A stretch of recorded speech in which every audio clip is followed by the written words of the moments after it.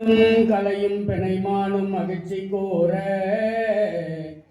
மின்னும் கணையால் இவன் எய்திட விழுந்த போதில் முன் நின்றது அந்த உயிர் வந்து ஓர் முனிவனாகி நின்றது அந்த உயிர் வந்து ஓர் முனிவனாகி அடித்தார் பானத்தை இந்த மானுடைய கழுத்திலே போய் பானம் சொருகுகிற நேரத்தில் அந்த மான் உயிருடைய நேரத்திலே முனிவனா காட்சி தருதான். அடே பாண்டு, என் மனைவியோடு நான் இன்பத்தை துய்த்துக் கொண்டிருக்கின்ற நேரத்திலே பானம் போட்டு என்னை மாலை செய்து விட்டாயடா பாண்டு. என்னை போல இன்பத்திடை நீயோ என் போல இன்பத்திடை நீயும் இறைத்தி என்னா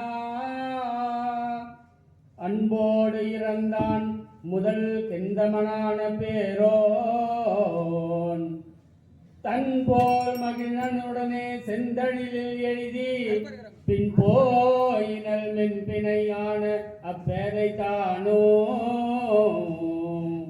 பின் போயினல் மென்பிணையான அப்பேதை தானோ பேதை தானோ.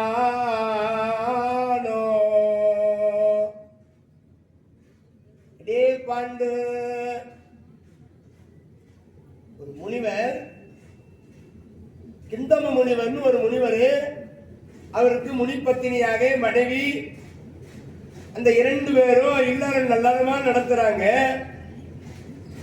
அவர்கள் சிற்றின்பத்தை அனுபவிப்பதற்காக பல்வேறு வடிவங்களை எடுத்து இன்பத்தை துய்ப்பது வழக்கம்.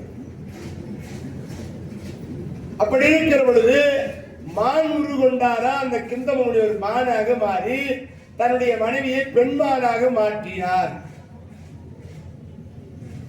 ஆண்மானாக பெண்மானாக மாறி இன்பத்தை துய்த்துக் கொண்டிருக்கிற வேளையிலே இந்த பாண்டு மகாராஜா வெள்ளிலே அம்பை பூட்டி அடித்து விட்டார்.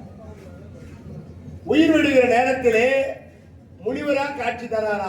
அடே பாண்டு, என் மனைவியோடு நான் இன்பத்தை துய்த்துக் கொண்டிருக்கிற வேளையிலே என் மீது பானம் போட்டு என்னை கொன்று விட்டாயே, நீயோ உன் மனைவியோடு சேர்ந்தால் மாண்டு போவாய் பாண்டு என்று சாபத்தை கொடுத்து விட்டார்.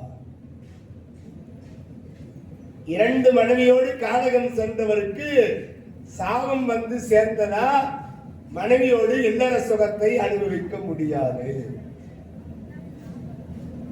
சிற்றின்பத்திலே மான் உருகொண்டு இன்பத்தை துய்க்கின்ற சுகம் அதிகம் என்று இந்த முனிவர் மானாக மாறினாராம்.